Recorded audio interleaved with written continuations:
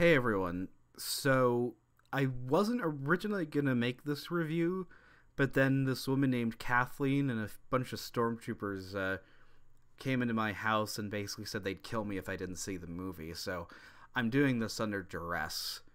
But in all seriousness, I actually thought this movie was okay. I asked my dad what he thought of it, and he said it was felt like being hit in the face with a fire hose of Star Wars because there's so much in it. And I kind of agree with him there. And I think that this movie would have been best had what happens in this movie been stretched out to be the new sequel, because basically this movie makes the other two almost completely pointless. Not almost completely pointless. And I kind of wish the overall story here was the overall plot of the other one instead of it just meandering around of the First Order and the Resistance and Rey and pals. This is the first one in which Rey and her friends actually feel like they give a crap about each other, which is nice. And Kylo Ren is kind of redeemed, even though he doesn't actually have a big showdown, and the Emperor pushes him off of a cliff, but he survives and then kisses Rey and then turns into a ghost. Leia dies in this one as well, probably for the best, because she wants to send a psychic wave to tell Kylo Ren not to kill his half-sister or whatever, because the big reveal in this is that for some reason Rey is the granddaughter of Palpatine, even though there's no possible way Palpatine would have ever had any kids or gotten married, especially not after he became Emperor. But apparently he had grandchildren.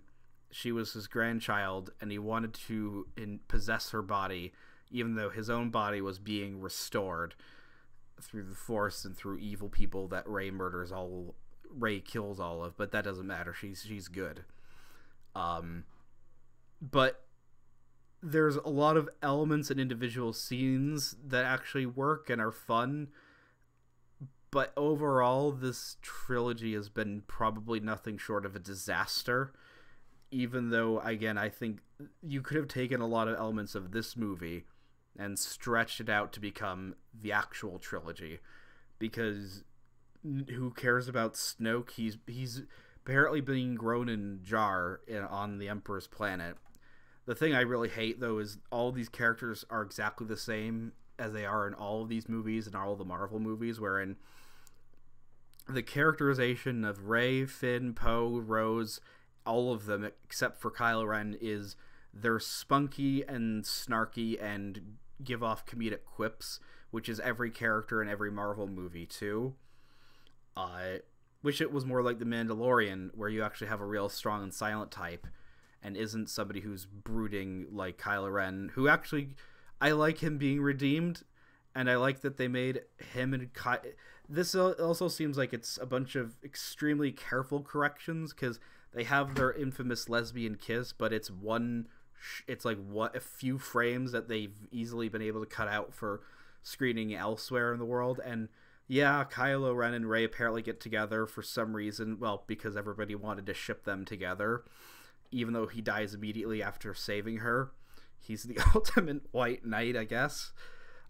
Everybody in this movie wants to date Rey. I don't know why. What people see in her.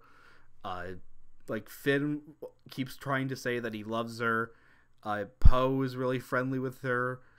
Kylo Ren gets her at the end for some reason. I don't know. And I know I'm making it sound like this movie was bad, which it kind of was, but it is certainly my favorite of the last three. Though not nearly as good as Rogue One, I think, and nowhere near as great as The Mandalorian is. Oh my goodness, that show is great. I want to do a separate video on that and why it works. But yeah, the signs were true. I think we're right. I think my friend Arjun, when he made his video on it, he said there was a sign right outside of it, like a paper sign that said this movie could give you seizures, and there was one. Lo and behold, there was one right outside the screening room we were at, and it just said like Star Wars contains like flashing imagery that can give you epileptic seizures. Watch at your own risk. But some people seem like they're having fun. Billy D. Williams, who probably can't walk, was sitting down the whole time seems like he was having fun in the Millennium Falcon. And you know, I do like that they made the wise decision. The Emperor made a wise decision of doing what he should have done years and years ago, of not building a giant Death Star, and trying to build this massive fleet that apparently needed some sort of signal in order to get off of the ground. And they all have these like protruding Death Star lasers on them that can blow planets up. And I guess that's an interesting twist or something. I don't know. There's not much to say. The action is good. The thing these movies do have that is great is they are all, as I think a lot of people say, J.J. Abrams is a terrible, terrible writer. In fact, all of these people that write these movies now are awful, awful writers, but okay visual directors, because these movies look good. They definitely look good. They look way better than the prequels.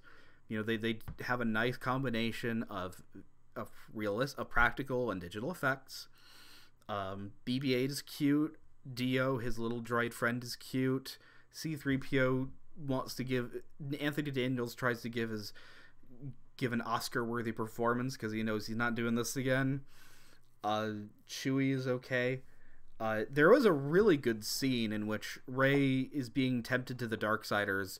She's trying to pull down a ship that's dragging Chewie away, and then she ends up accidentally shooting lightning at it and blows it up.